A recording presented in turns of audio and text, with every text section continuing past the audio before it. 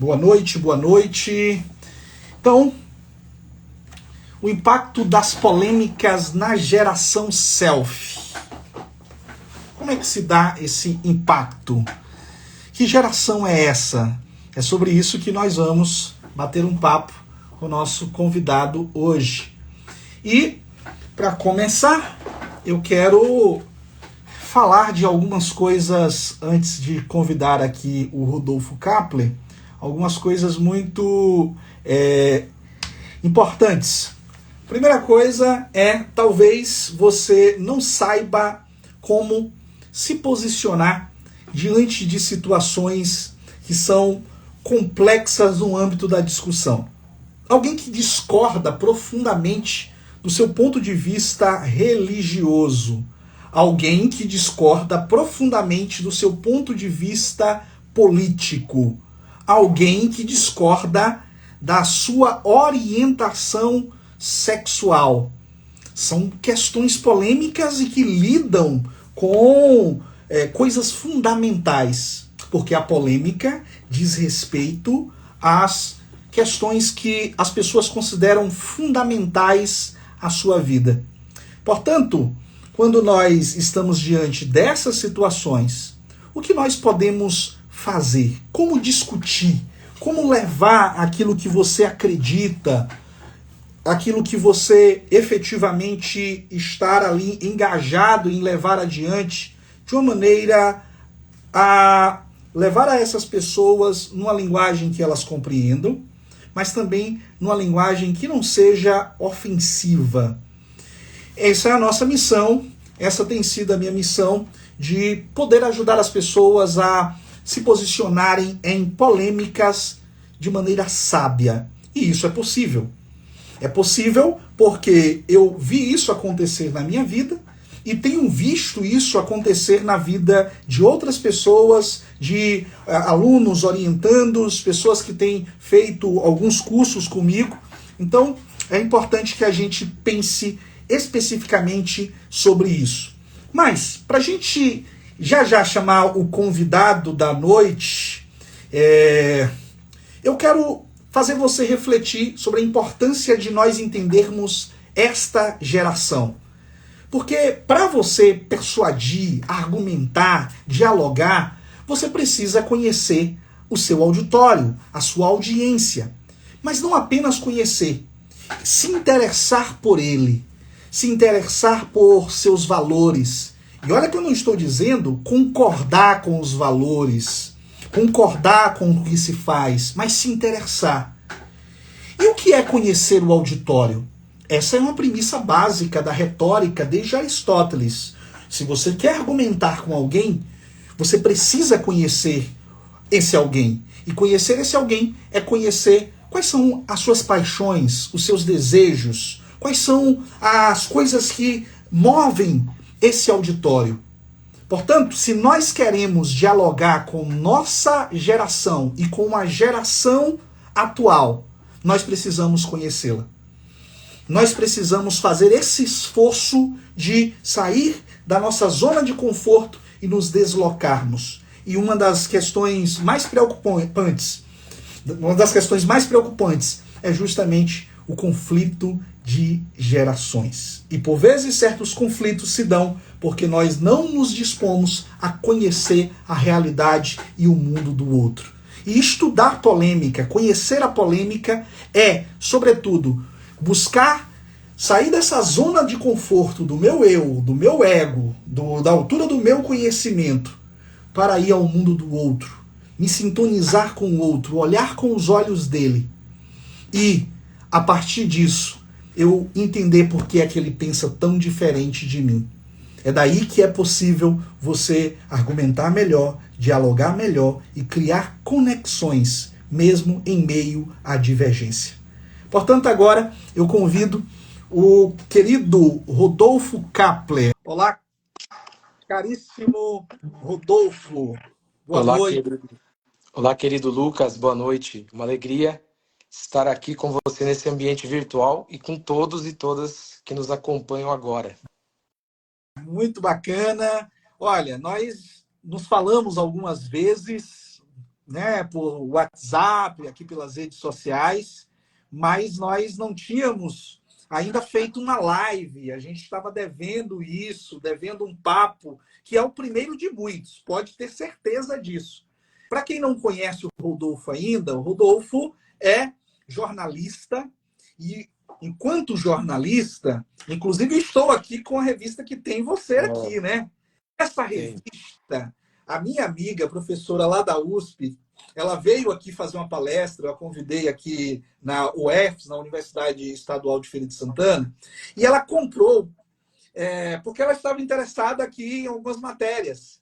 E aí ela falou, Lucas, quando ela chegou no hotel, ela falou, Lucas, eu li um texto que você vai adorar, né?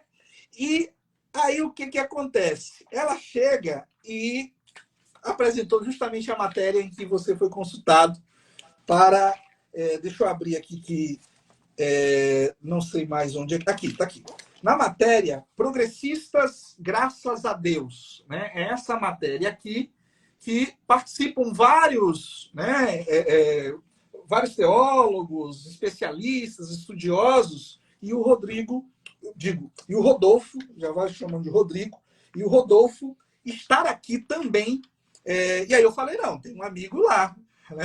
Aí eu mandei uma mensagem para o Rodolfo, falei, olha, uma amiga trouxe uma revista aqui e eu já sabia que você tinha postado, inclusive, né, falando que tinha feito parte dessa matéria, mas você não tem só isso, eu estou lhe apresentando ainda.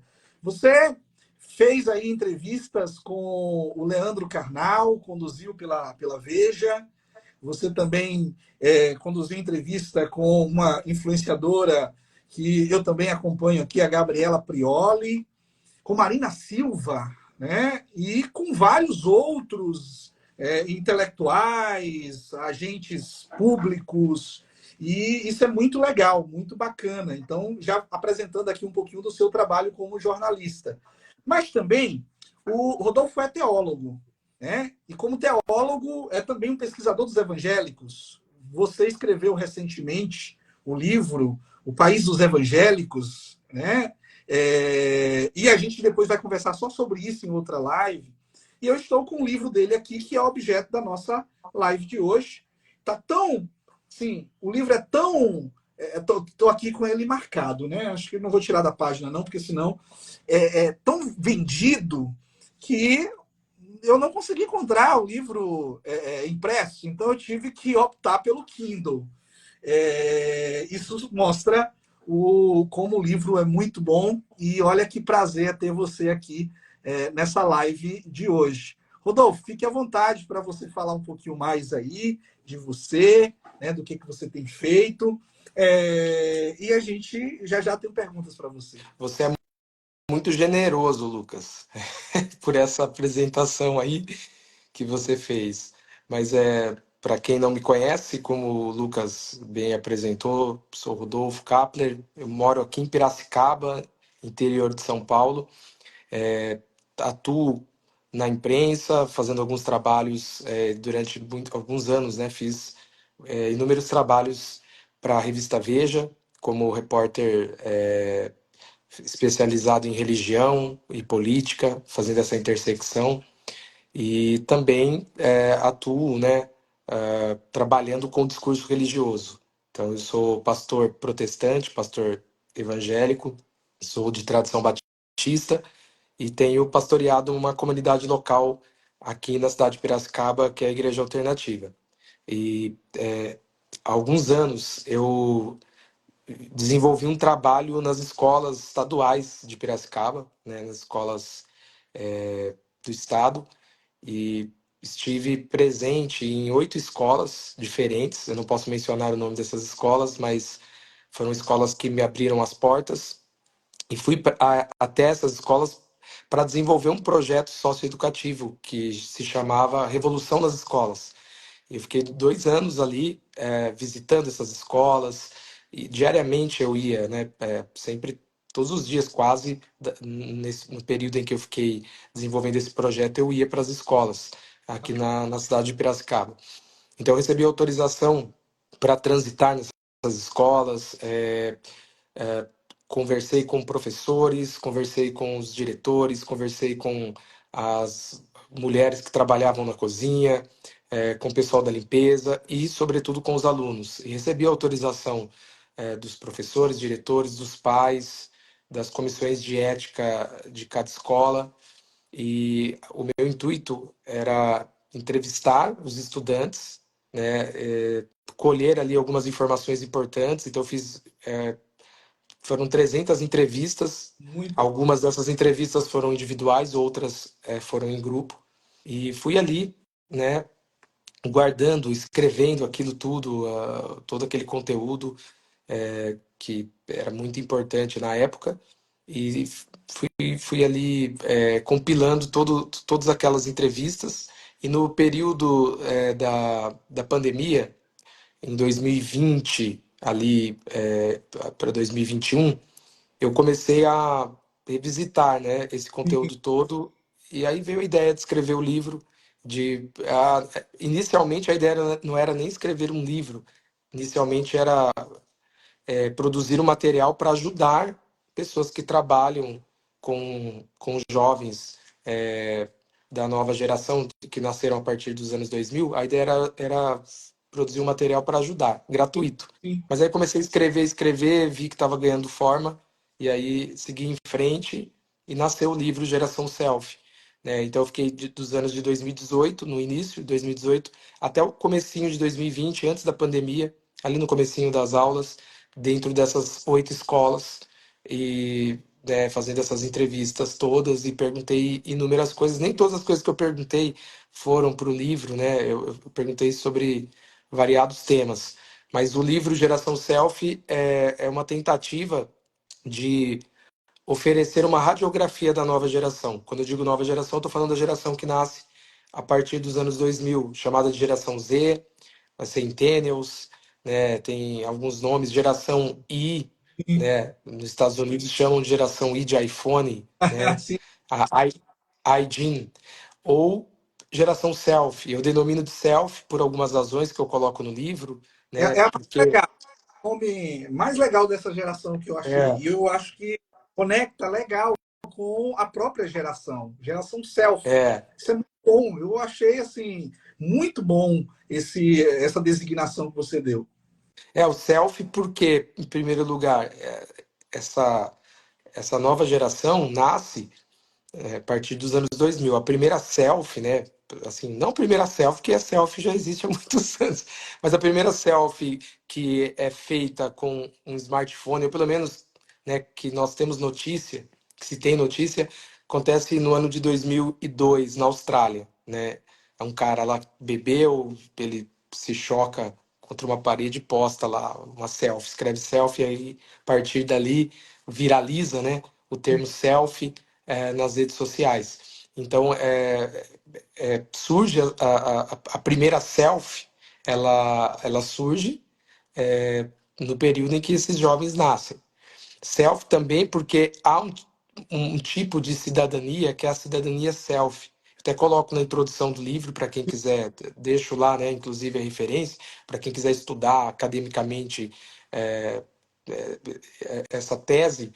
Então é possível você estudar isso, né? Tem autores aí falando sobre isso no mundo, sobre a cidadania self, como que as selfies, né? Elas se tornaram instrumentos de mudanças políticas, de protestos políticos, e também self no sentido de ser uma geração que olha muito para si, né? Olha para si mesmo. Tem até um. Agora me veio uma imagem que eu usei uma certa feita em uma palestra, que é aquela imagem do Narciso, mas o Narciso ali se olhando pela tela do celular, né?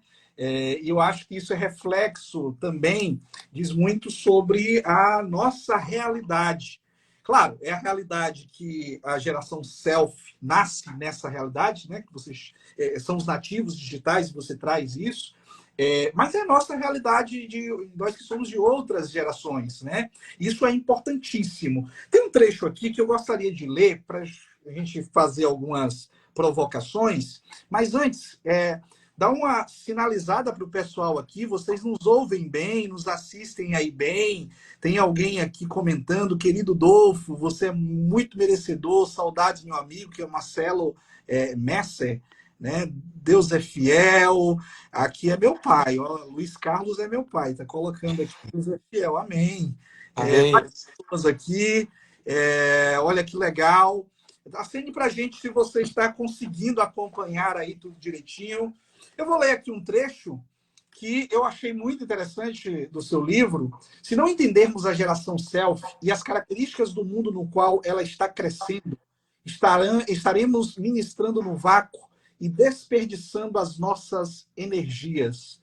Os rumos tomados por essa nova geração de jovens determinará o futuro do Brasil e do mundo. E você continua aqui de uma maneira muito legal, porque você diz que em 2040, né, quando esses jovens forem adultos e o Brasil tiver mais idoso, eles serão os principais líderes emergentes, tanto na academia, na política, na religião, mercado e produção cultural. Então, essa necessidade de nós conhecermos essa geração, eu queria que você falasse um pouco disso, o impacto de nós não conhecermos essa geração e o impacto que tem, a diferença que faz na nossa vida e na vida dessas pessoas, sejam aí quem está nos assistindo, pais, professores, né, advogados, psicólogos, psiquiatras, líderes religiosos. Qual é esse impacto? Antes da gente falar do impacto das polêmicas, mas o impacto de conhecer e de não conhecer essa geração, que é a geração que já nasceu na era da internet. Sabe que há uma grande discussão, quem estuda aí esses recortes geracionais, há uma grande discussão dentro dos recortes geracionais ou dos estudos geracionais. Uma discussão quem molda quem? São as gerações que moldam o tempo histórico ou são os períodos históricos que moldam as gerações, né? Tem essa discussão, é uma discussão mais técnica. Eu particularmente acredito que cada geração é moldada é, pelo momento histórico, é aquilo que a gente chama do Zeitgeist, né? O Sim, espírito da época. Eu acredito que é isso que molda cada geração. Entretanto, as gerações também, elas retribuem essa influência moldando também, né? Elas acabam moldando uma cultura, moldando um modo de se fazer política, um modo de se enxergar a realidade, o próximo. Então, é muito importante os adultos que lidam com a nova geração, aqueles que nasceram a partir dos anos 2000, sejam professores, educadores, empregadores, líderes religiosos, treinadores, enfim, todas as pessoas, os pais, sim, né? Os pais, as pessoas que lidam, né, que têm contato com a nova geração, é importante que conheçam a nova geração.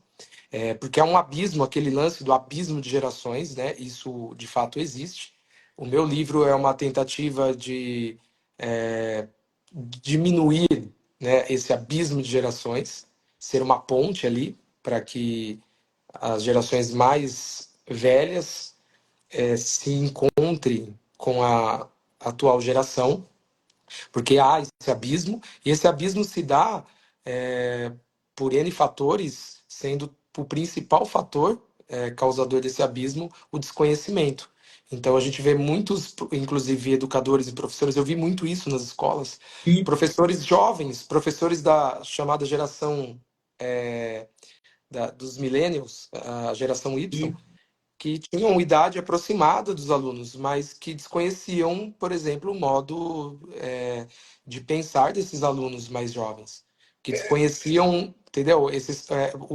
Os conceitos, os preconceitos, os valores que moldavam a mente desses meninos e meninas mais jovens. Então isso gerava um certo abismo, né, de comunicação, um abismo que impedia esses professores de chegarem ao coração desses alunos, que eu acho que é o mais importante. Sim. Então é muito importante não só o convívio com a nova geração é primordial, mas não só o convívio, mas o conhecimento. conhecimento mesmo. Precisamos ler mais sobre a nova geração.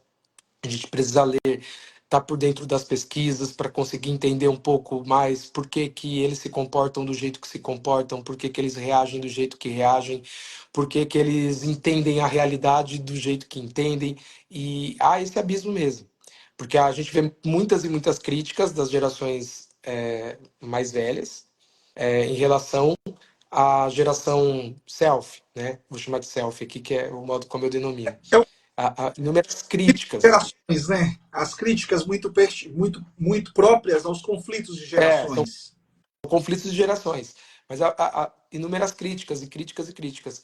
Mas a maioria dessas pessoas que criticam, os mais velhos que criticam, não se esforçaram ao mínimo para se aproximarem desses jovens, para lerem algum material de pesquisa em relação a esses jovens, para entender um pouco do porquê que eles são do jeito que É, são.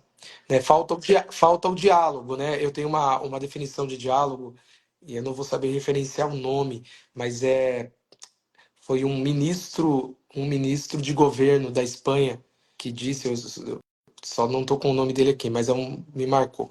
Definição de diálogo. Diálogo é quando eu ouço a sua razão e quando você ouve a minha razão. sim. Então isso é diálogo, é ouvir a razão do outro. Então não há diálogo, ou não tem diálogo sincero, efetivo entre as diversas gerações, sobretudo entre as gerações mais velhas e a geração self, porque, inclusive, esse é um outro lado da moeda, né? A geração self, ela tende a não ouvir ninguém. Eles acham que entendem tudo, de fato entendem sobre tecnologia, mas eles acham que por entenderem de tecnologia eles sabem de tudo, não precisam ouvir os mais velhos, né?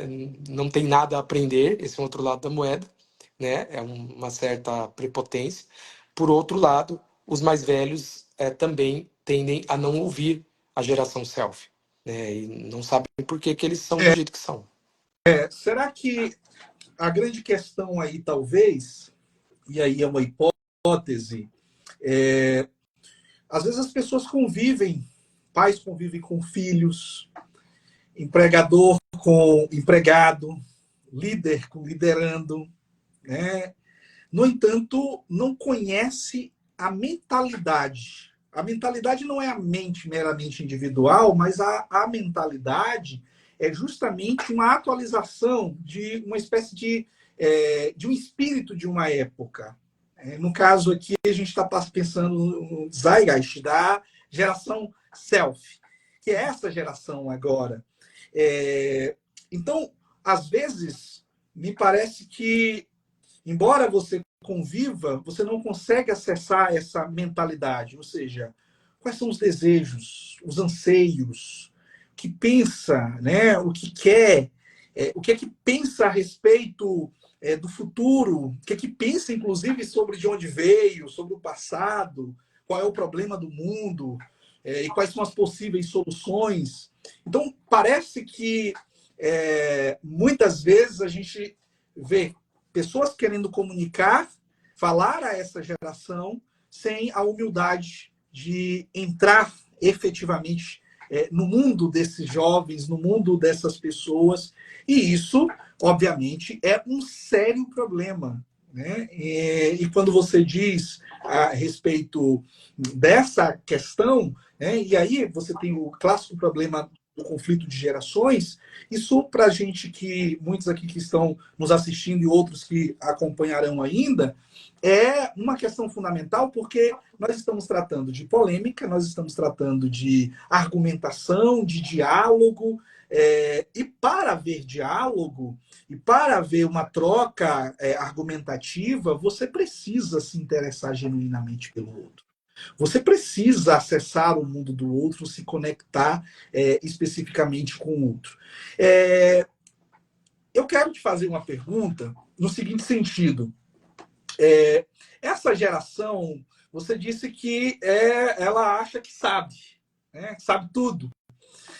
Ela costuma ser mais segura de si ou ou é diferente da geração anterior, é, ou a nova geração luta um pouco mais com sentimentos de insegurança em relação à sua própria identidade, né? Até porque o mundo é cada vez mais líquido, como vai dizer aí o Bauman, essas identidades são fluidas. Como é que é essa geração em relação a essas questões de si? São mais seguras, inseguras? O que, que você detecta aí a partir de suas pesquisas? Geração Y, dos millennials, que é a geração da qual eu faço parte, né, segundo os inúmeros estudos que já foram publicados, eu faço menção, inclusive, a Jean Twenge, que é, né, professora de psicologia da Universidade de San Diego, nos Estados Unidos, que é uma das grandes, hoje, uma das grandes pesquisadoras dos recortes geracionais, sobretudo da geração Y e da geração Z. Ela fez um estudo muito importante sobre a geração Y também, e ela deixa ali muito claro que a geração Y é uma geração muito insegura, né? Lida até hoje com muita insegurança em todos os sentidos. Mas a geração selfie, a geração dos nascidos a partir dos anos 2000, é a geração mais insegura de todas as outras. Sim, É uma geração totalmente indefinida, e há uma grande. Essa indefinição ela se relaciona com essa insegurança que você acabou de mencionar. Então, é uma geração indefinida em relação à sexualidade, e isso a gente encontra, eu deixo bem claro isso né, essa constatação no meu livro Geração Selfie. A gente vê também no estudo do Philip Zimbardo, que é professor da Universidade de Stanford, nos Estados Unidos, que é professor de psicologia também. Ele tem alguns livros que ainda não foram traduzidos para o português lá no Geração Self. Eu faço ali traduções livres, né? Deixo ali a bibliografia. E tanto ele quanto a Jim Twenge e outros pesquisadores dos recortes geracionais, eles destacam que essa geração, a geração Z, a geração Y, a geração Self, é uma geração que tem uma grande definição em relação à sexualidade. A gente sabe que hoje tem o conceito de fluidez de gênero, sim, os estudos de gênero, que não é ideologia de sim. gênero, como é repercutido em alguns ambientes religiosos, né? São estudos acadêmicos que são feitos, né?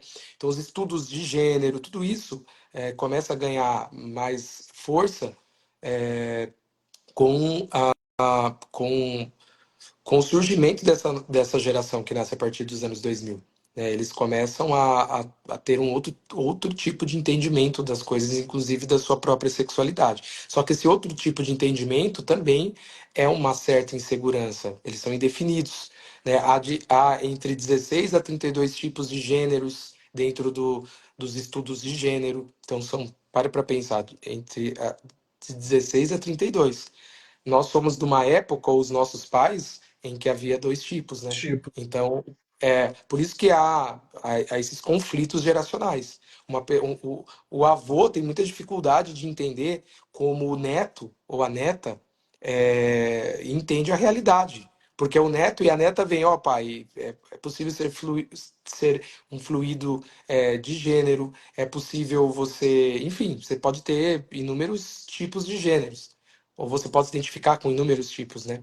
E para o avô isso não é plausível. Então é importante nós entendermos essas mudanças todas, né? Então há essa indefinição, há uma indefinição em relação à política. A geração selfie é uma geração, politicamente falando, indefinida. Então esses conceitos tradicionais, né, que remetem à Revolução Francesa, direita, esquerda, e que têm estado em voga nos últimos anos no Brasil, né, sobretudo no último período eleitoral, em que as pessoas que não leem sobre política, ciência política, que não sabem nada o que é conservadorismo, liberalismo, social-democracia, o que é socialismo, o que marxismo, não sabem nada disso.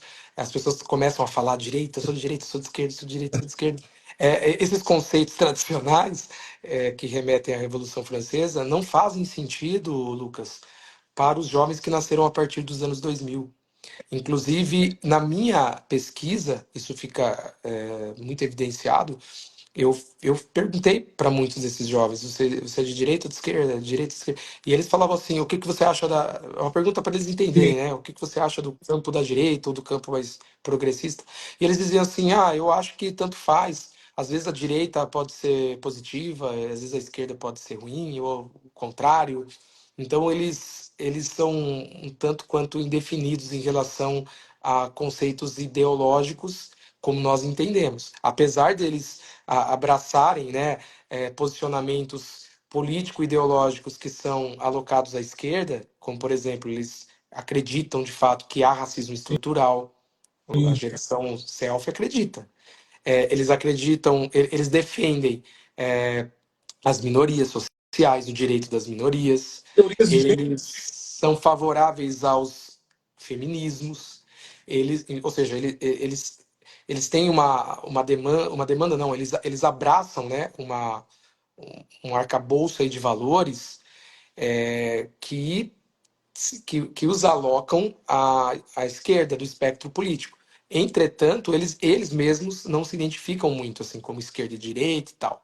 Para eles isso é algo que não faz tanto sentido. Sim. É fluido. É, Ah, ah, isso é interessante da gente pensar, porque é, me parece que quando a gente pensa essa geração é como se fosse a onda que foi, de alguma maneira, ali se formando na década de 80, 90, em relação às questões de gênero, né? Você vai ter aí a revolução sexual lá na década de 60, isso vem se desdobrando, né? Vem se desdobrando a respeito das teorias de gênero, e aí você tem década de 80, década de 90 e a onda vem e agora ela se espalha. Né? Então, me parece que talvez essa geração que tem mais essa sexualidade no âmbito de uma fluidez, né? Dessas relações com a política, até porque quando a gente pensa a política como ela está sendo feita,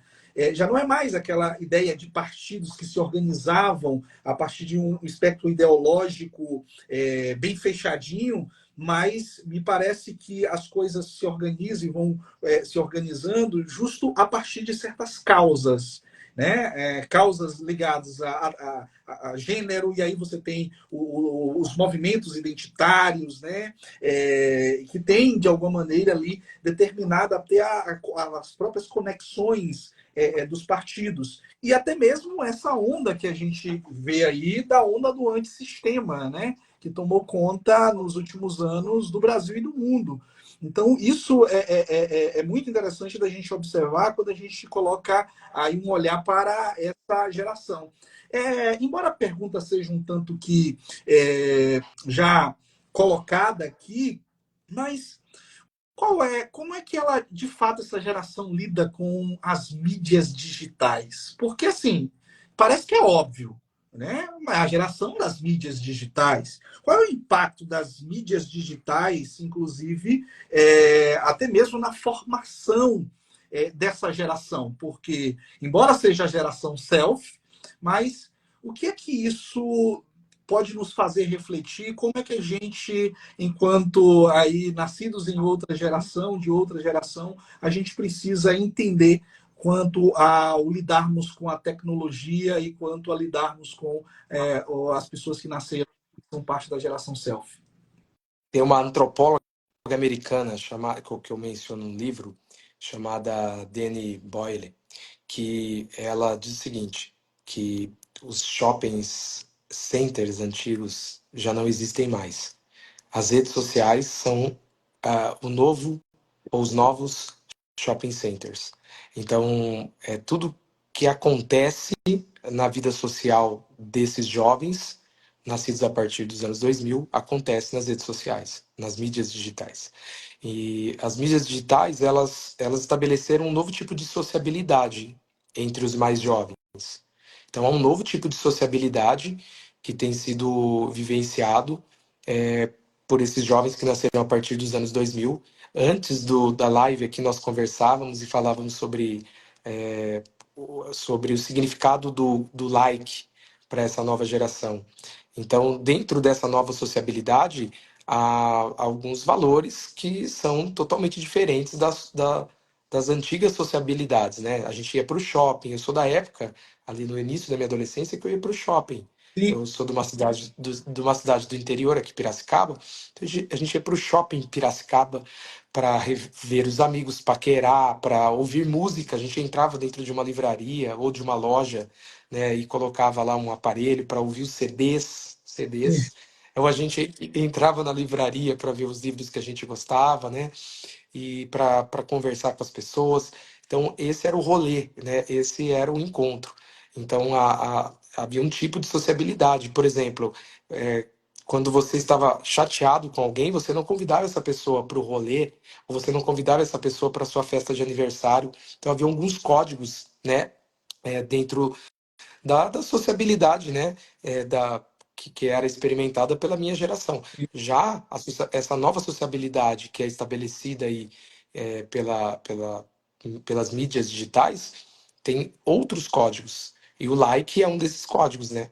Se você curte, você está provando. Se você não curte, essa omissão do like é também uma forma de. E muitas vezes é percebido como uma afronta.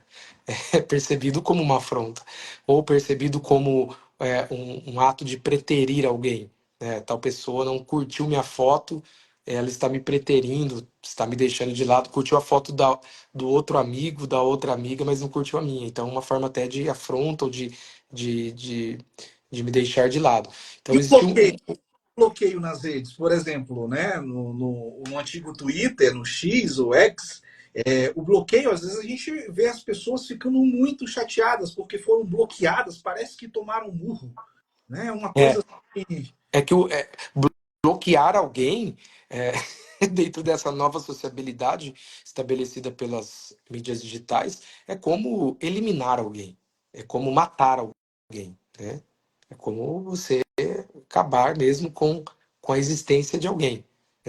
Ou se você mencionou Bauman, o Bauman também foi o Bauman que disse que não ter uma conta nas redes sociais é como se é como não existir, né? Então é como não existir.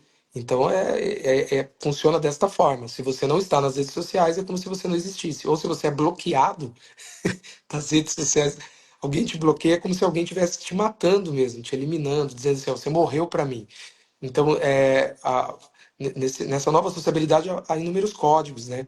Que a pessoa curte, a pessoa comenta, a pessoa ou deixa de curtir, deixa de comentar ou bloqueia. Então, isso tudo é, isso tem, de certa forma, afetado os relacionamentos interpessoais dos mais jovens, inclusive, os relacionamentos interpessoais, eles se dão somente, assim, vamos ser sinceros, eles se dão, assim, em linhas gerais, somente no ambiente virtual. Esses jovens não se encontram presencialmente, raramente eles têm encontros presenciais, assim, raramente. Os encontros presenciais acontecem, assim, vez ou outra, então, eles se relacionam por intermédio de um aplicativo, por intermédio de uma rede social. Então, não há mais olho no olho, não há mais o toque, o contato físico. E isso tudo afeta, né? Afeta o modo como esses jovens se sentem amados, afeta esse conceito aí, esse sentimento, né, de segurança. A gente vê que eles são muito inseguros. As redes sociais também, né, ao estabelecer esse novo tipo de sociabilidade, ela, ela contribui para que haja uma insegurança emocional muito avassaladora, que domina esses Isso, jovens. Uma das, a ansiedade, toda essa situação que a gente está vendo crescente cada vez mais, né, no Brasil e no mundo. sabe que uma das características da geração selfie, geração Z, é o desenvolvimento emocional e físico lento. Então, há um desenvolvimento emocional e físico lento.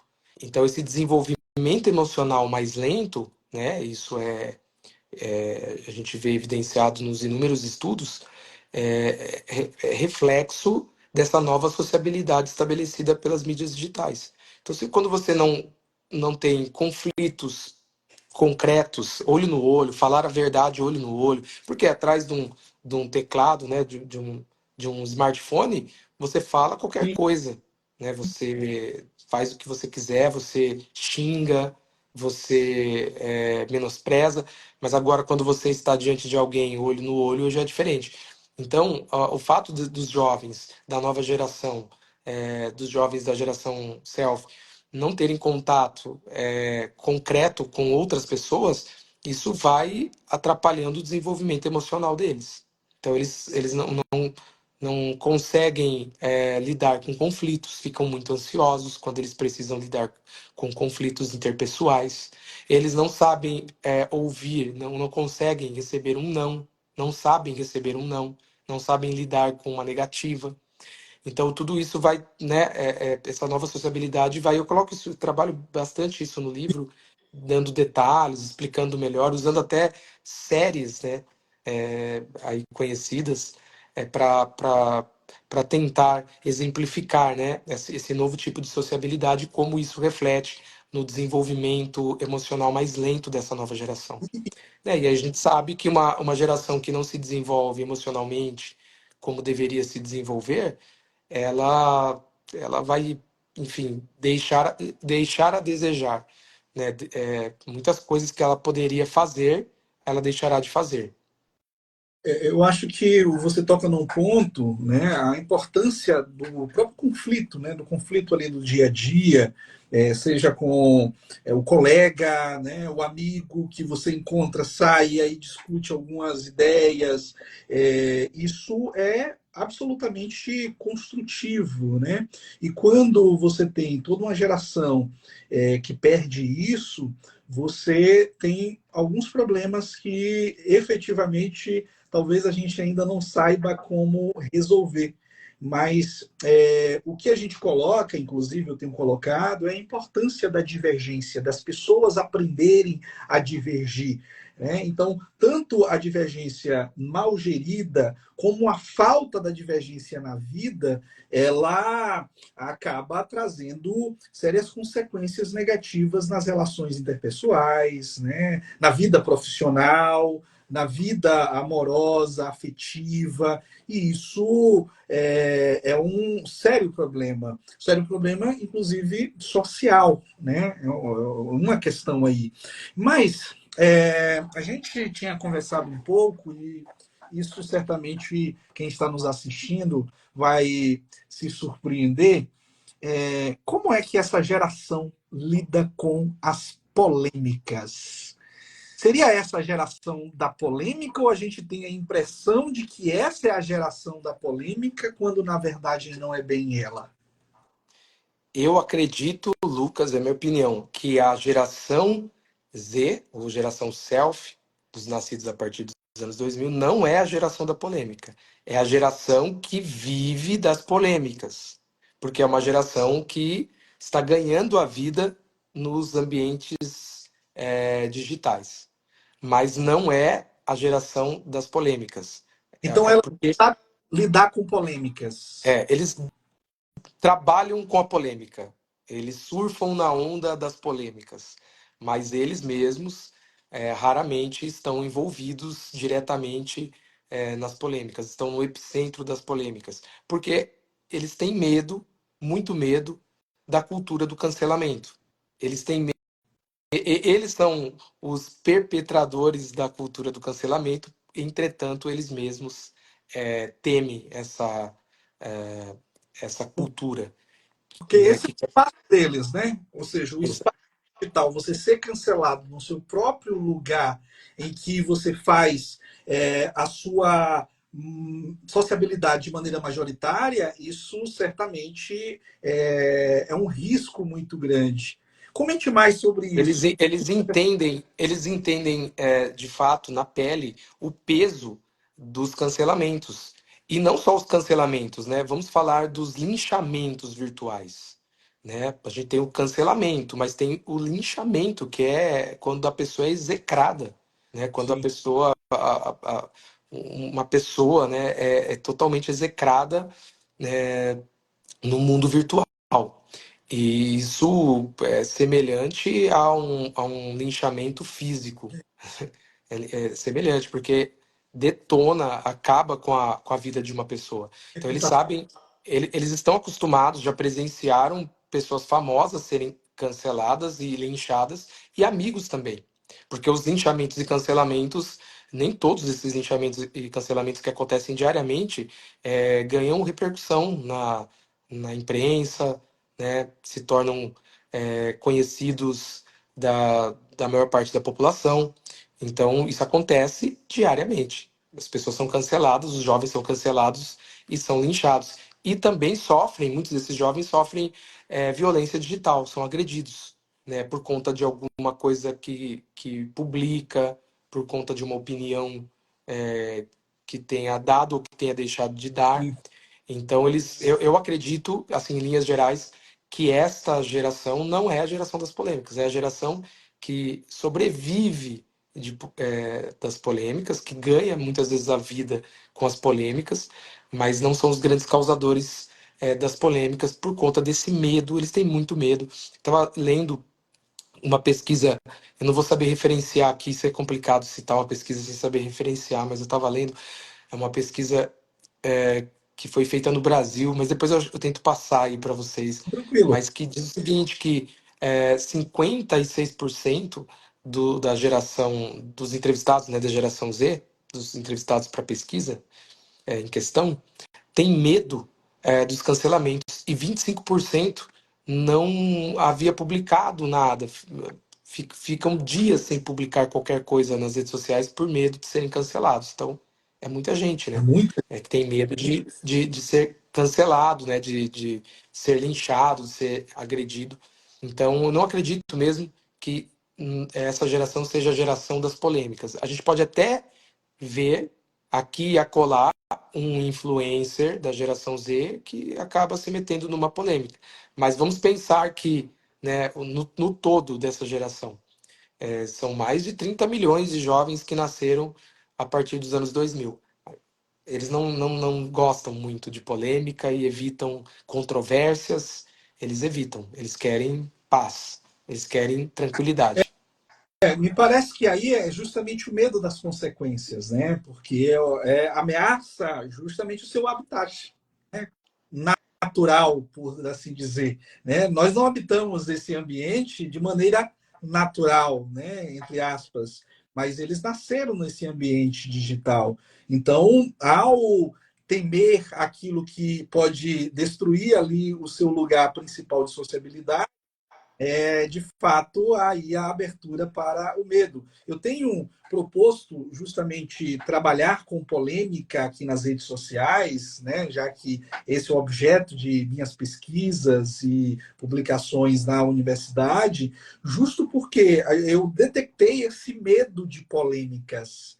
Né? Esse medo de a pessoa dizer algo e sofrer uma enxurrada de críticas, sofrer ali uma espécie de violência à sua imagem. E isso é o que mais acontece, mais a gente vê, né? Então, a importância de a gente poder, de alguma maneira, ajudar essa geração a se colocar, por quê? Porque, embora muitas vezes o que a gente vê nas redes sociais que se usa da falsa polêmica, né? Como se simplesmente fofoca fosse polêmica. Fofoca não é polêmica, né? O que acontece por vezes briga entre artistas não é polêmica. Polêmica é sim os debates a respeito do destino da sociedade, os debates a respeito da criminaliza ou não criminaliza as drogas ou descriminaliza, os debates que a gente vê a respeito de certas estratégias políticas para decidir o destino do país. Isso sim. Vou dar um exemplo aqui, que eu sei que vai mexer um pouco com as pessoas, né? Porque todo mundo tem uma opinião política. Mas eu vou dar um exemplo de uma pessoa que entrou numa polêmica há um tempo atrás, que foi a Tabata Amaral, que inclusive eu entrevistei, né? Entrevistei ela no último período eleitoral. Ela era do PDT e ela votou contra o partido, no sentido de que o partido era contrário à reforma da Previdência, ela votou a favor. Isso sim foi uma grande polêmica. Sim, sim. Ela sofreu cancelamentos de todas as partes, inclusive foi até, digamos, expulsa do partido, né? Foi cancelada pelo partido. Então eu achei que ela foi muito corajosa, apesar de também ter discordâncias em relação ao posicionamento dela, mas acho que ela realmente se posicionou ali e Mas entrou numa grande polêmica. ela é dessa geração? É, dentro da. É que aí tem o lance da escala, da escala de classificação geracional. Eu, é, eu defino a geração selfie como aqueles que nasceram a partir dos anos 2000, mas tem a escala de classificação americana, europeia, que entende que é a partir de 1995. Entendi. Que eu acredito que há uma defasagem aí, entendeu? Tem, né, que tá ali no entre-lugar, na fronteira. É, Sim, mas ela é dessa, digamos que ela pode ser caracterizada, identificada como um membro da geração Z, ou da geração Selfie, a Tabata. Mas é um exemplo, só estou falando, lógico que tinha a ver muito com a atuação da profissão dela, no caso da política, mas ela entrou numa grande polêmica.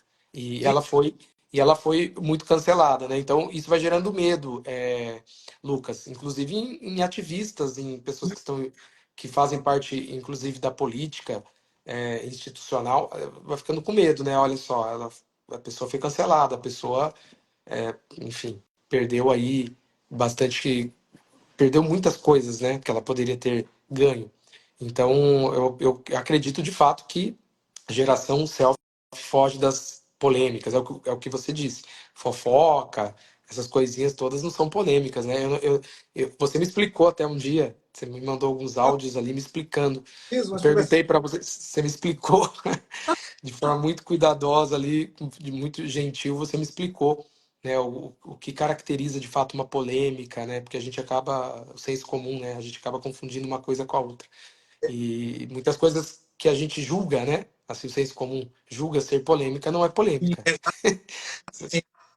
Eu gosto de dizer que, porque é importante a gente saber o que é ou não é polêmica.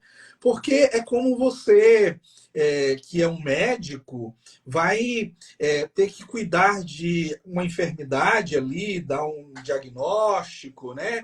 E chega lá, a pessoa está com uma feridazinha no braço, um arranhão. Aí ele vai lá dar um antibiótico, né? Então, uma briga entre artistas, vai lá e pede desculpas, né? Repara o que precisa reparar, ok, resolvido. Mas quando você tem uma polêmica como decidir, vai privatizar ou não vai privatizar? Por que é que é importante ou não privatizar aquela empresa, né, estatal?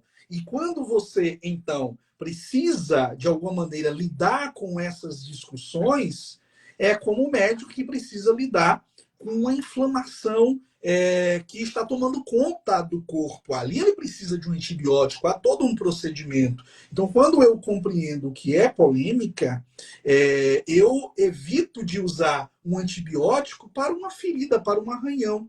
E começo a utilizar justamente o remédio adequado, o mecanismo adequado para poder ajudar na condução, na gestão, né, daquela polêmica. Muito embora a polêmica, por vezes, né, na maioria das vezes, não haja um acordo, em democracia quase sempre a polêmica não resulta em acordo, mas é possível polemizar, é possível debater certos temas com dignidade, é possível debater certos temas com respeito, né, com um olhar de humanidade para o outro, sem querer colocar o outro simples e tão somente como um absoluto mal. Então, essa é uma das questões que nós precisamos pensar para a qualidade das nossas polêmicas em democracia, porque as polêmicas revelam um pouco ou muito de nós, de quem somos e de quem nós queremos ser. Por isso que eu tenho falado a esse respeito e a importância da gente trabalhar isso na geração self, né? Da importância de saber como polemizar, saber como lidar com certos debates, porque são debates muito importantes e que têm a ver com o ativismo social, né? Nós temos hoje certos direitos, nós temos é, certas questões e conquistas, justamente porque muita gente teve a capacidade de polemizar e dizer: olha, eu não concordo com isso aqui vai nos levar para um destino não muito bom, isso tem oprimido pessoas, olha a escravidão aí, né? Ou a escravatura, olha aí a opressão de gênero e tantas questões. Essas pessoas tiveram a coragem de polemizar. Então, a polêmica é importante justamente porque diz respeito às mudanças que nós queremos na nossa sociedade, né? E eu tenho trazido isso. E você falando aí sobre essa questão da importância das polêmicas, eu volto aqui, né, ao meu argumento anterior. Acredito que a geração selfie não é a geração das polêmicas, porque a gente vê, Lucas, uma certa, um certo pensamento que é homogêneo, um Ok. pensamento homogêneo, né, um comportamento homogêneo. Então, você não vê membros dessa geração tendo coragem de discordar a respeito de alguns temas que são abraçados pela maioria da sua geração. Então, Uhum. eu acredito que isso também se relaciona com medo. Medo de falar de fato o que pensa, medo de se posicionar, medo de dizer alguma coisa que vai gerar uma controvérsia, que vai desagradar. Então, a gente vê raramente membros dessa geração expressando os seus pensamentos ou suas opiniões, aquilo que realmente pensam, aquilo que realmente acreditam, né? Então, eu tenho percebido isso. Essa homogeneidade é, diz alguma coisa, Com comunica alguma certeza.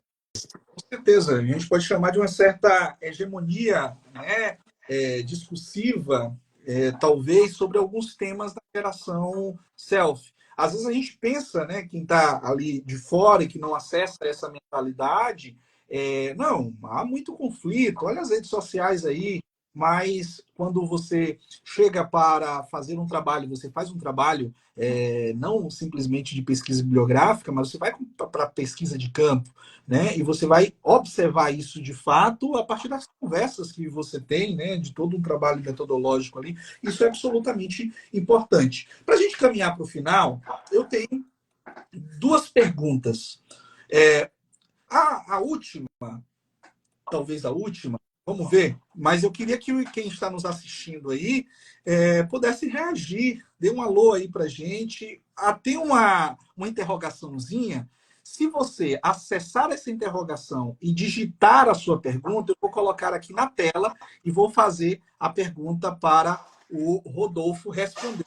Faça isso se você tem alguma curiosidade, para a gente caminhar para o finalzinho da live.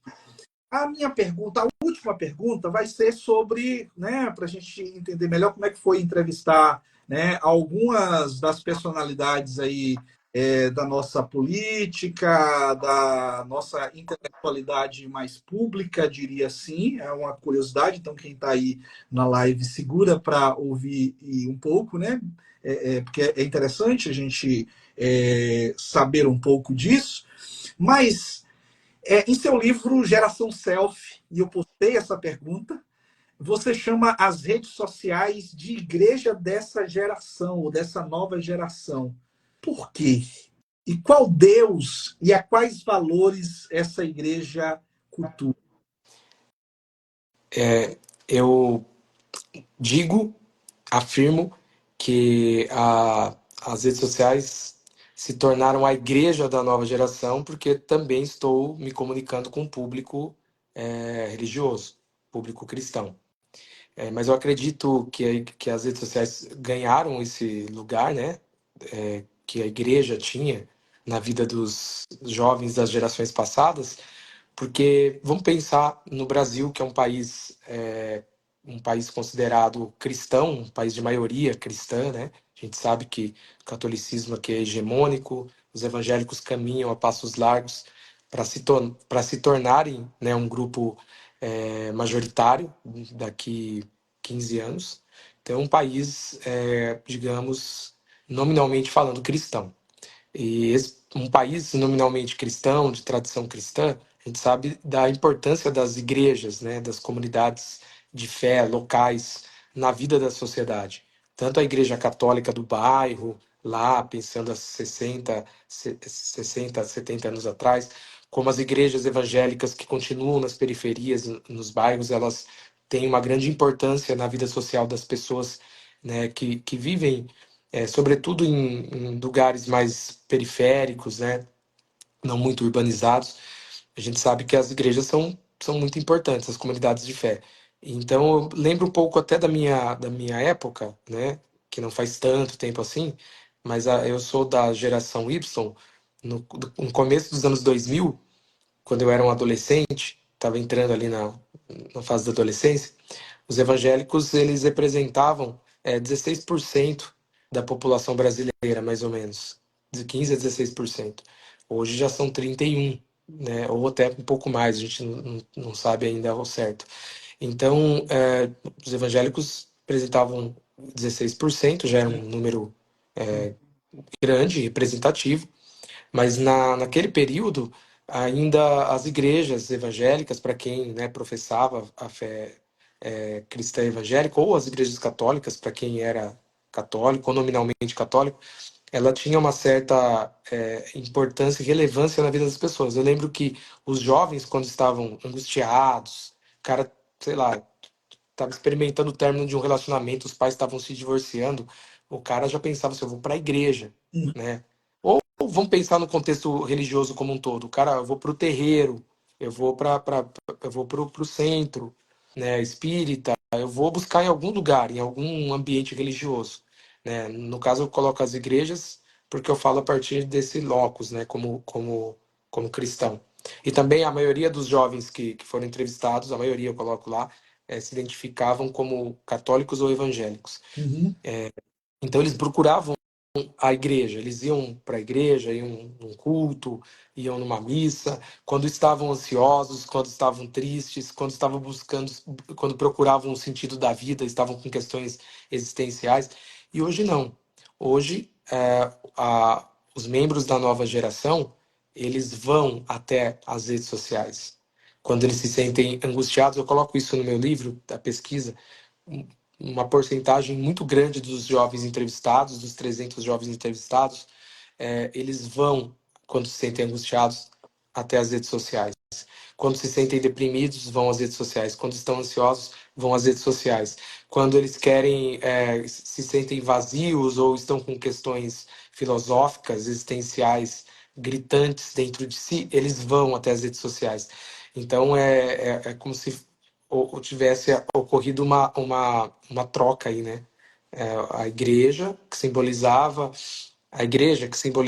para a maioria das pessoas aquele ambiente de conexão com Deus, ela ficou de lado. Então hoje eles vão até as redes sociais em busca de saciar algum vazio, enfim, de que o sentimento de angústia seja sanado. Então, eu acho que isso é uma concepção, ainda que eles não elaborem bem isso, é uma concepção bem religiosa Talvez de uma parte da nova geração em relação às redes sociais. E depois trabalho no livro, inclusive, conceitos do Jaron Lanier, que é um dos fundadores da chamada realidade virtual, que é um intelectual, um dos grandes críticos das grandes empresas de tecnologias Big Techs, né? E ele afirma que as Big Techs, aí a gente pode pensar, obviamente, nas redes sociais, né? As Big Techs, elas se levantam como uma nova religião. sim, Elas se levantam como uma nova religião, porque elas querem dar sentido para a vida das pessoas. Então, toda essa pesquisa que eu fiz, essas entrevistas, Lucas, e na qual esses jovens dizem que quando estão angustiados vão até as redes sociais, quando estão tristes vão até as redes sociais, isso acaba se conectando com essa tese do Lanier, de que as redes sociais, as big techs, elas se levantam como uma nova religião, porque na declaração de missão, por exemplo, do Facebook, na declaração de missão da antiga Google, né, a gente encontra ali as seguintes expressões, afirmações. Queremos dar um sentido para a vida das pessoas, um propósito para a vida de todas as pessoas. Então, E vai se isso não é uma nova religião, se isso não se apresenta como uma nova religião, então eu já não sei o que é que se apresenta. Mas acredito sim que as redes sociais se tornaram a igreja da nova geração, porque eles estão indo até as redes sociais buscar algum tipo de conexão, digamos, espiritual, Isso é muito interessante porque metafísica. quando metafísica, porque o discurso religioso ele é justamente aquele que busca dar sentido a partir, né, da transcendência. E quando você tem as religiões laicas, as religiões políticas, né, então você tem justamente a busca de dar sentido não a partir da transcendência, mas da imanência, né? E as redes sociais, de alguma maneira, estão buscando isso, inclusive na forma como são configuradas, né? A tecnologia não é neutra. Né? A tecnologia não é neutra. Então as pessoas dizem, mas as pessoas só fazem nas redes sociais expor aquilo que já são. Não necessariamente. As redes sociais estão transformando a forma como a gente olha, vê a realidade, se comporta, inclusive o nosso cérebro. Né? Então, as tecnologias, as mídias digitais não são neutras. E é importante que a gente compreenda isso, e me chamou a atenção essa sua afirmação, mas isso talvez se conecte, inclusive, né, já que os shopping centers era esse novo espaço do capitalismo, da convivência, né, esse novo templo desse Deus, né, do capital. Então, shopping center você entra, às vezes eu vou de óculos escuros, alguns shoppings, né? Por quê? Pode ser à noite, você está no mesmo à luz, ali é um ar de eternidade, você roda ali, parece senso de infinito. Nas redes sociais, os algoritmos e ela é configurada para você rolar o feed ao infinito. Né? Você vai passando e isso vai gerando um certo prazer e as pessoas estão angustiadas, vão fazer o quê? Rolar o feed. E isso vai, de alguma maneira, ali gerando toda uma espécie de injeção, né? De prazer. Lucas, e é mais ou menos isso mesmo. O cara, tô precisando de uma palavra. Eu pego meu smartphone, entendeu? Antigamente o cara ia para o ambiente religioso, como eu disse, para a igreja, para o centro espírita, para qualquer outro lugar. O cara, dependendo da religião da pessoa, né? Eu vou para lá, vou falar com o sacerdote, vou falar com o pastor, com o padre. Agora não, eu vou para as redes sociais, vamos ver se eu acho alguma coisa legal. Eu estou em busca de uma frase bacana, Sim, em busca de um conselho para o meu dia, exato. em busca de alguma coisa que pode ser a virada de chave para a minha vida. Então eu destaco isso no livro, né? O modo como a nova geração busca saciar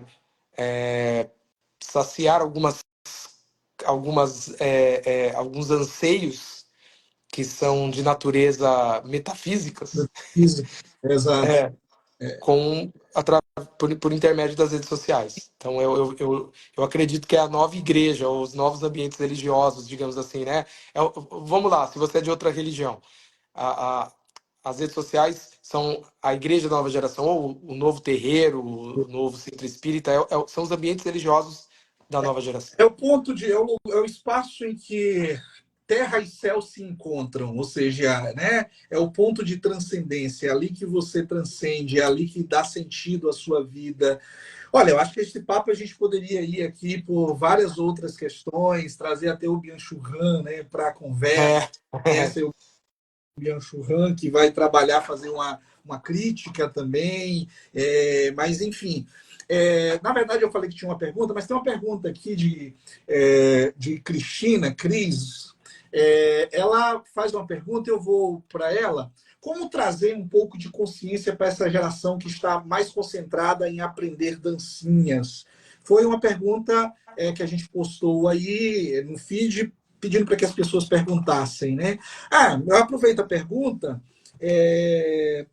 para te perguntar assim: a gente falou aqui de algumas características não tão positivas, mas é, além da pergunta de Cris, como é que é possível a gente pensar? Quais são as qualidades dessa geração? Né? O que ela traz assim para a gente que a gente pode aprender com ela? eu acho que tem muitas qualidades, né? A nova geração tem inúmeras qualidades.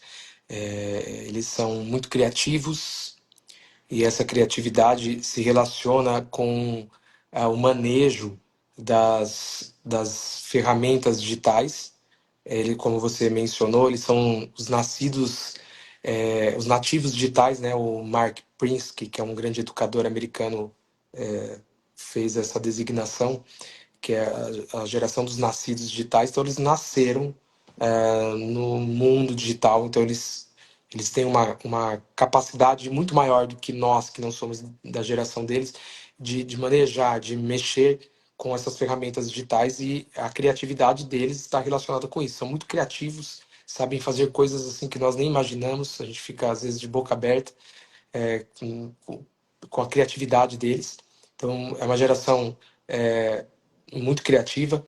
Uma qualidade também, eles têm um senso de inclusividade, né? Sim, Eu não digo inclusivismo, mas de inclusividade muito grande, e isso é muito positivo.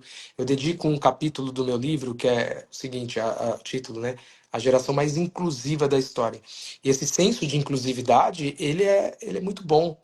Eu acredito que ele pode redundar futuramente em muitas mudanças sociais, em mudanças civilizacionais, sim. como, por exemplo, a geração que é a favor da igualdade de gênero e esse senso de inclusividade, de entender que as mulheres, né, as mulheres, vamos pensar aqui, as mulheres precisam ganhar ter as mesmas as mesmas chances que os homens, as mesmas oportunidades, ter paridade salarial. Então, uma geração que entende isso, ela vai, de certa forma, militar para que haja igualdade de gênero. A gente sabe que só daqui a 70 anos, né, a gente vai conseguir algum tipo de igualdade de gênero, mas pelo menos nós temos uma geração que tem esse entendimento. Uma geração que acredita que há um racismo no Brasil que é estrutural, estruturante, e a nova geração acredita nisso, é uma geração que se diz, né, inclusive antirracista, é uma geração que vai lutar para que os negros tenham cada vez mais oportunidades que eles não têm. Então, eu acredito que haverá mudanças civilizacionais, eu coloco isso, destaco isso no meu livro, e essas mudanças civilizacionais acontecerão como reflexo desse senso de inclusividade da nova geração. Eu até faço menção ao Barack Obama. É. Barack Obama, na sua autobiografia, não sei quantos já leram o primeiro volume, e eu faço até menção também no livro, que ele menciona esse senso de inclusividade, fazendo referência às filhas dele, né, que Sim. são membros da geração Z, da geração Selfie. Esse senso de inclusividade pode mudar o mundo. Eu acredito muito nisso. Pode mudar, sim, pode gerar inúmeras mudanças. Então, meu olhar não é um olhar negativo. Essa geração do mimimi, uma geração que não vai, do TikTok, que não vai fazer nenhuma mudança. Não, eu acredito que é uma geração que pode, sim, se for bem direcionada por nós adultos, tem que ser bem direcionada. Se ela for bem direcionada, ela vai, é, ela vai ser responsável por mudanças civilizacionais importantíssimas. Importantíssimas. É o que eu acredito. Muito interessante. Patrícia comentou aqui, são criativos para essa geração, mas não sabem improvisar, pesquisar em livros, ir a museus e perceber os detalhes da história, contemplar sem a pressa digital. Talvez o digital cause também um pouco disso, né? Essa coisa de não. Como é a geração da conectividade, talvez, né? Do aceleracionismo. O que você vê? O que você Eles pensa? são. Eu nem falei outras qualidades. Eles são mais dialogais, eles são mais abertos ao diálogo, gostam de ouvir. Eles são mais interativos. Eles não gostam do eu falo, você me obedece. Essa lógica não funciona mais para a geração selfie. Uhum, Aliás, não funciona com a geração selfie, ela não funciona mais no mundo em que nós vivemos. sim. Então eles não querem alguém mandando neles, eles querem é, entender o porquê que eles estão recebendo algum tipo de diretriz, eles querem compreender, eles gostam de conversar e participar de todos os processos. Então vamos pensar aqui, estou falando a partir do meu locus aqui, como pastor de uma igreja. Não cabe mais você fazer um ministério em que você fala é assim, desse jeito, desse outro jeito, é assim, assado, e achar que as pessoas vão engolir. Não, elas querem participar, elas querem fazer parte do que está acontecendo, do que vai acontecer. Isso está muito relacionado com uma das qualidades da geração selfie, que é a interatividade, eles são muito dialogais. Agora, sobre a pergunta que você fez, né? Aí comentário da nossa amiga, realmente, de fato, tem esse problema, né? Nós temos aí esse problema com a nova geração, que de fato eles não tendem a, a elaborar pensamentos mais profundos, porque é tudo muito superficial. Então, a Sim. geração que lê bastante, mas lê sem profundidade. Lê bastante nas redes sociais, no smartphone, mas lê assuntos a esmo. E então, não, não estão acostumados a pegar um livro e ler um livro, né? A aprofundar uma reflexão. Inclusive, há algumas pesquisas que foram publicadas recentemente que estão apontando para uma questão aí muito triste, que é talvez a, provavelmente a geração selfie seja a geração mais emburrecida da história. É, a geração com menos capacidade intelectiva, entendeu? Não está conseguindo processar algumas coisas que são processadas pelas gerações passadas. Tem mais dificuldade, dificuldades intelectivas, porque acabam emburrecendo mesmo, né? Que é tudo muito rápido. Ter acesso à informação não significa que você saiba organizar essa informação, né? Eles têm muito acesso à informação, mas isso não significa que você saiba organizar as informações. Você pode ter informação de tudo, mas se você não souber aonde pesquisar, como conectar as informações, É. você Torna não, isso não chega a lugar algum, né? torna conhecimento, ou seja, ao mesmo tempo que você tem várias qualidades da geração, você tem esse déficit de uma leitura mais aprofundada, né? E isso é uma questão, e sobretudo agora depois da pandemia, né? Quando a gente tem realmente um déficit educacional por conta da pandemia. E me lembrei aqui, só para não estender, me lembrei aqui de um podcast, não vou mencionar o nome, tá? Mas um intelectual público, um cara, professor universitário, né? Como você, Lucas, professor universitário, cara que fez doutorado, estudou pra caramba, e ele foi num podcast, uma figura conhecida aí. E ele foi num podcast, eram dois jovens da geração selfie, entrevistando ele. E aí o rapaz, o menino, deve ter uns 23 anos, perguntou para ele assim: viu, mas qual a importância de você ter estudado tanto aí e tal, não sei o quê? Porque eu consigo também chegar nas mesmas reflexões que você chega, e não sei o quê. E eu vi que aquele professor ficou meio irritado, assim, né? Manteve a calma. Aí ele falou: não, a diferença é que quando eu falo, esse professor que é filósofo, quando eu falo, eu estou não apenas emitindo uma opinião baseada no que eu acho, eu estou trazendo para essa opinião Platão, Aristóteles, e foi mencionando outros filósofos. Então, eu estou emitindo uma opinião que é balizada por pessoas que pensaram antes de mim e tal.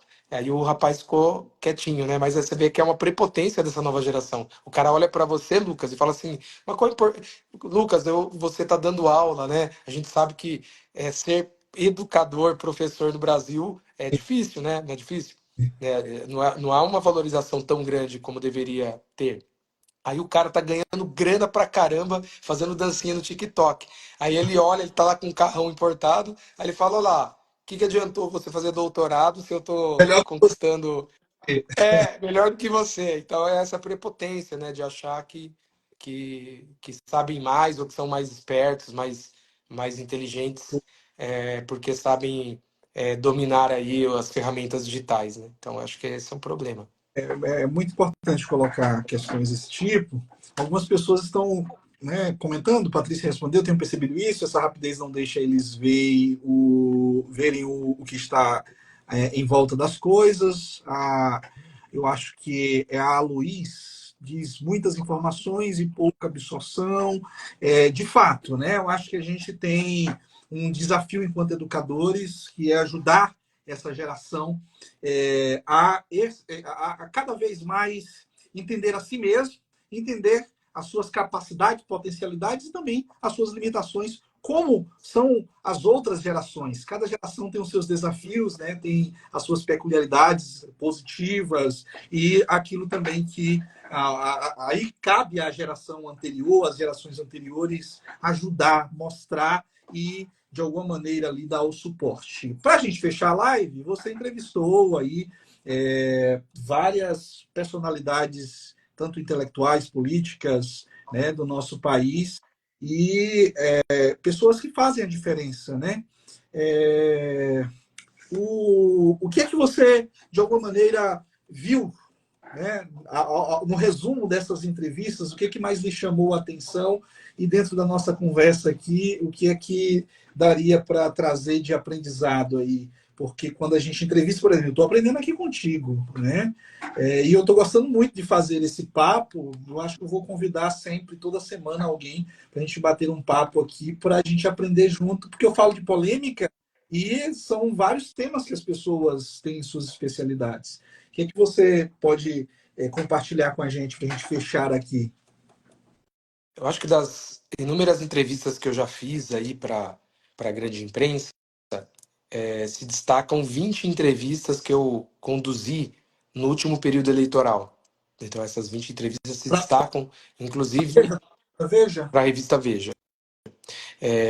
Então, foram 20 personalidades. Eu vou citar alguns nomes, tá? Porque são 20, eu não vou lembrar, acho que de todos, acabo esquecendo mesmo. Mas eu entrevistei personalidades do mundo religioso, por exemplo, o pastor Caio Fábio, o pastor de René Kivitz, o pastor Antônio Carlos Costa, né, que é o líder da Rio de Paz, da ONG Rio de Paz. Entrevistei o padre Júlio Lancelotti, o pastor Henrique Vieira, que é deputado federal pelo PSOL, o polêmico Silas Malafaia. Essa entrevista foi polêmica. Essa entrevista foi Silas Malafaia. Entrevistei aí figuras da política, Marina Silva, Tabata Amaral, Marcelo Taz, o Marcelo Taz, os filósofos pops, né? Leandro Carnal, Luiz Felipe Pondé, Mário Sérgio Cortella, Clóvis de Barros Filho, a Gabriela Prioli, a professora da USP, a historiadora Lilia Schwartz, também o Marco Antônio Villa, que é um historiador, né, comentarista político e tudo mais. E entrevistei o Itamar Vieira Júnior, que é um dos nossos grandes escritores, baiano, baiano. Inclusive, É, estive e, conversando com o primeiro editor dele esses é, dias. Esse editor foi o primeiro que lançou uma obra dele, da editora Caramuru. Ele ganhou um prêmio, né, lá em 2012, e aí lançou antes de Itamar Vieira Júnior ser Itamar Vieira Júnior. ele é um gentleman, ele é uma pessoa muito querida, muito amorosa. Eu gosto muito do Itamar como pessoa, né? Como escritor ele é muito bom, tá tendo todo o sucesso do mundo aí, eu acho que é super merecido, mas ele é uma pessoa muito muito bacana mesmo. Essas E entrevistas foram presenciais? é, Ou... al- algumas entrevistas foram e outras não. Algumas foram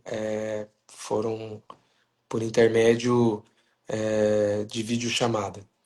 Mas Enfim. algumas foram presenciais. E outras entrevistas que não entraram, né? Que tem um livro que foi compilado, né? Um livro que, na verdade, é a compilação dessas entrevistas. E outras figuras que não estão no livro, por exemplo, o Pedro Bial, o Dória, ex-governador de São Paulo, o professor Gessé Souza, que foi uma das entrevistas mais legais que eu fiz, assim, eu gostei Qual foi a muito. polêmica? Foi do Silas Malafaia?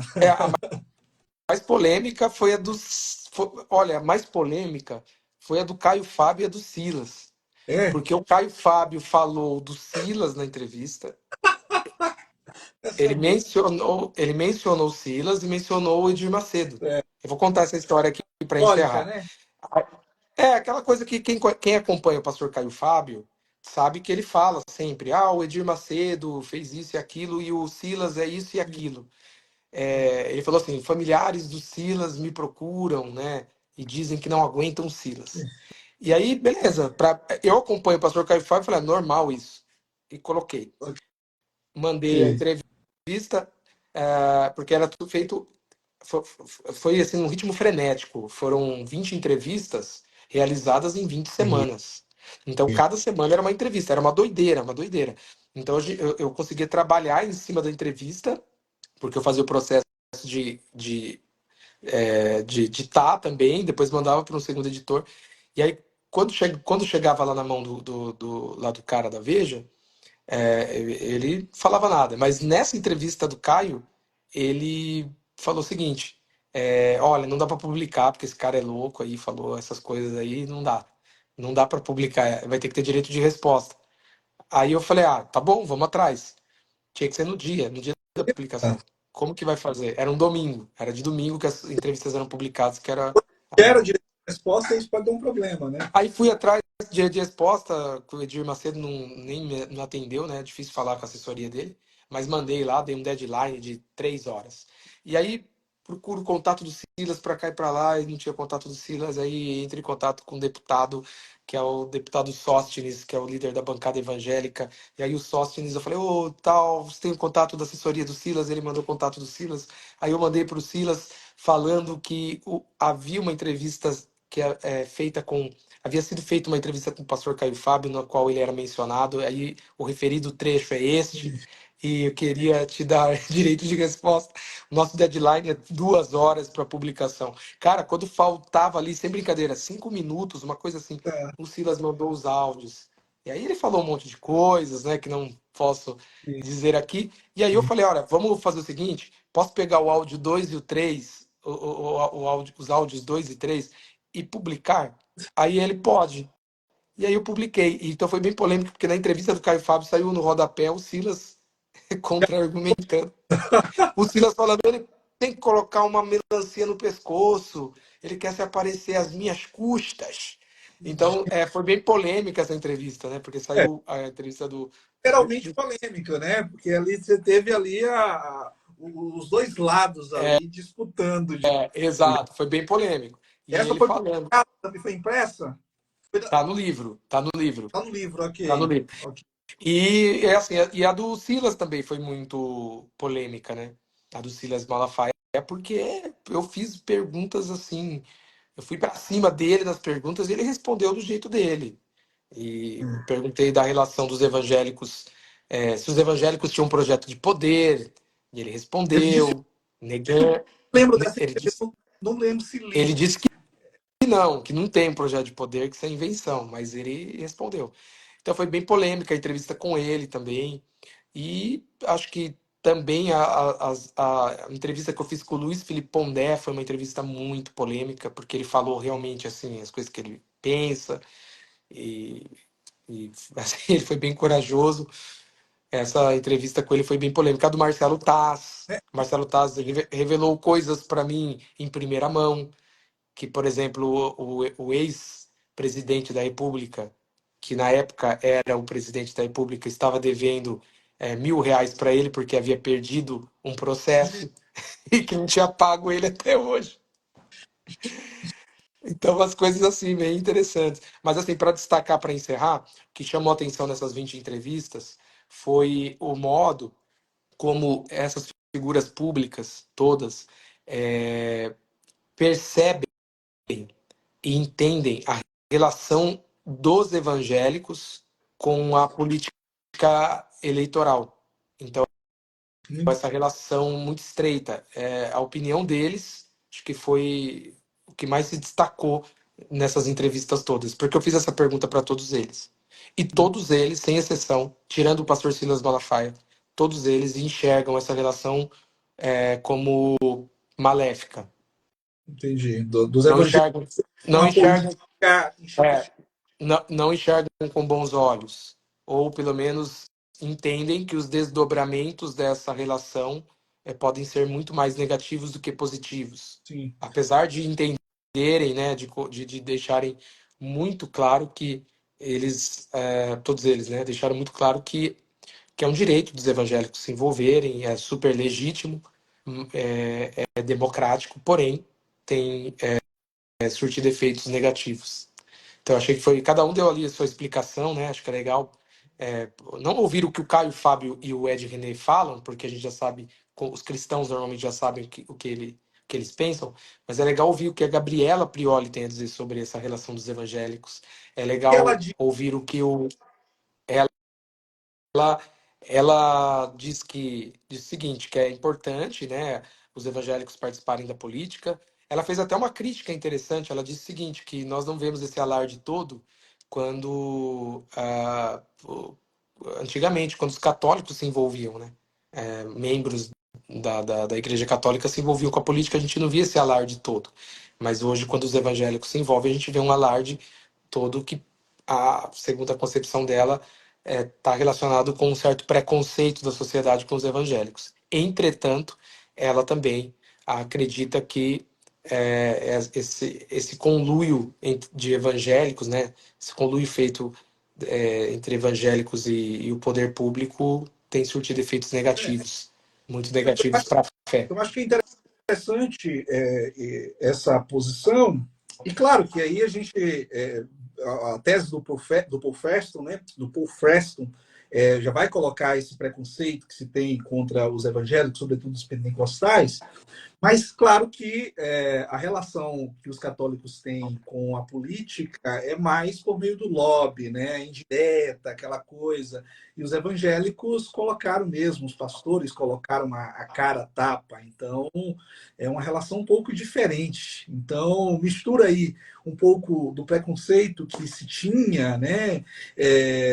Que hoje parece que muda o tipo do preconceito, em certo sentido, né? A razão, talvez, mas é muito interessante ver essas entrevistas a partir desse olhar. Eu vou comprar esse livro. Eu vi uma ou outra dessas entrevistas, mas não tinha o livro. Mas vou comprar porque me interessa, sobretudo porque você fez a entrevista sempre tocando na questão religiosa, né? Então acho que é Sim, fundamental. eu acho que a entrevista também com o Marcelo Taz, achei que ficou muito legal, porque eu fiz perguntas, saindo um pouco dessa questão da religião, fiz perguntas para ele sobre comunicação. Existe, de fato, um viés político-ideológico nos veículos de comunicação brasileiros? Então ele expressou a opinião dele, ele disse que é impossível não ter viés, todo veículo vai ter um viés mesmo, e esse não é o problema, né?